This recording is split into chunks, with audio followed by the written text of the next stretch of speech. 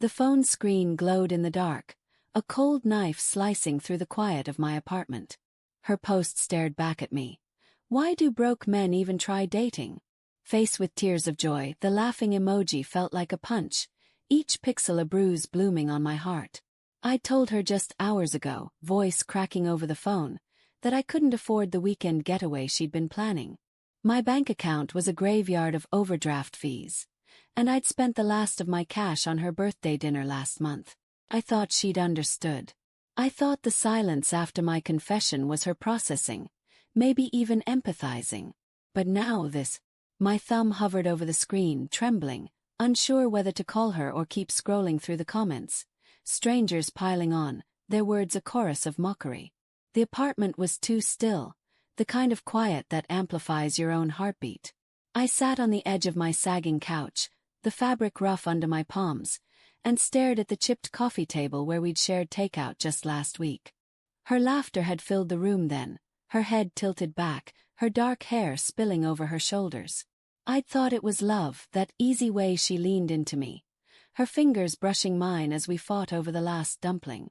But the post burned in my mind, rewriting every memory. Had she been laughing at me even then? I scrolled back to our texts, searching for clues. Her last message, sent at 6:43 p.m., was a heart emoji in response to my apology about the trip. No words, just that single red pulse. I'd taken it as forgiveness, maybe even affection. Now it felt like a lie, a placeholder to keep me from suspecting. My chest tightened, a slow crush of ribs and breath. I wanted to call her to demand answers, but my fingers froze. What if she laughed again? What if her voice, so warm and teasing yesterday, turned sharp and cold? The night dragged on, and I didn't sleep. The phone stayed in my hand, its light a cruel companion. I kept refreshing her post, watching the likes climb. 47, 63, 89. Each one felt like a stranger witnessing my humiliation. I imagined her typing it, her manicured nails tapping the screen. Her lips curled in that half-smile she wore when she thought she was clever. I'd seen that smile before, hadn't I? Like when she teased me about my beat-up sneakers or the way I fumbled with chopsticks. I'd laughed it off then, called it playful. But now those moments felt like warnings I'd ignored. By morning my eyes burned, and the apartment smelled of stale coffee. I hadn't moved from the couch. The post was still there, now with 112 likes and a string of comments. Girl, dump him. And broke guys always think they're enough clown face. I wanted to believe she'd posted it impulsively, that she'd regret it when she saw my name missing from her notifications. But deep down I knew better. She'd always cared about appearances. Her Instagram was a curated gallery of brunches, vacations, and outfits I could never afford. I'd thought I was enough to balance that my love, my effort, could outweigh my empty wallet. But maybe I'd been wrong from the start. I finally texted her at 9:17 a.m. Saw your post. We need to talk. My hands shook as I hit send, the words too small for the weight they carried.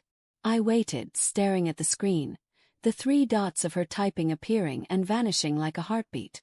10 minutes passed. Then 20. The silence was louder than any response could have been. When she finally called, the ringtone jolted me, a sharp trill cutting through the haze. I answered, my voice hoarse. Hey! Hey, she said, her tone light, almost casual. You okay? You sound weird. I gripped the phone, my knuckles whitening. Your post. About broke men. That's about me, isn't it? She laughed, a quick, nervous sound like a glass tipping over but not yet breaking. Oh, come on, it's just a joke. You're taking it way too seriously. Am I? My voice cracked, betraying the anger I'd tried to bury. I told you yesterday I couldn't afford the trip. And then you post that. With a laughing emoji. The line went quiet, the kind of pause that feels like a confession. When she spoke again, her voice was softer, but not apologetic. Look, I was just venting. It's not a big deal. You know how social media is. Do I? Asked, my throat tight. Because it feels like you're telling the world I'm a joke. Like I'm not enough for you. That's not what I meant, she said, but there was an edge to her words, a defensiveness that hadn't been there before. I want things, nice things, experiences. And sometimes it's frustrating when you can't. When I can't keep up, I finished for her, the truth slicing through me. You've been thinking this for a while, haven't you? Another pause, longer this time. I could hear her breathing, shallow and uneven, like she was weighing what to say next. I don't know, she admitted finally. Maybe. I didn't mean to hurt you. But she had. And the worst part was I could hear the truth in her voice. Not cruelty but carelessness. She hadn't meant to hurt me because she hadn't thought about me at all. I was just collateral damage in her pursuit of something shinier. The call ended with vague promises to talk later, but I knew we wouldn't. I sat there, the phone now dark in my hand, and felt the weight of every moment we'd shared. The late-night talks, the way she'd curl into me on cold mornings, the promises we'd whispered about a future together. Had any of it been real? Or had I been a placeholder? Someone to fill the space until she found what she really wanted? I opened her post one last time. The likes had climbed to 134. I could delete her number, block her, try to erase her from my life. But that post would live forever, a digital scar etched into the internet. I thought about replying, about exposing her cruelty in the comments. But what would that prove? Instead, I set the phone down and stood, my legs unsteady. The apartment felt smaller, the walls closer, as if the space itself was grieving with me. I walked to the window, the morning light harsh against my tired eyes. Outside, the world moved on. Cars humming, people rushing to jobs and lives I couldn't afford. I'd loved her with everything I had, but it wasn't enough. And maybe that was the real betrayal. Not her post, not her words, but the quiet realization that I'd betrayed myself by believing I could be. The ache in my chest didn't fade, but it shifted, hardening into something else. Resolve, maybe, or the first flicker of acceptance.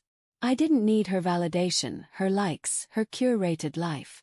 I needed to find my own worth, somewhere beyond the screen's cruel glow. And as I turned away from the window, I knew that journey had already begun.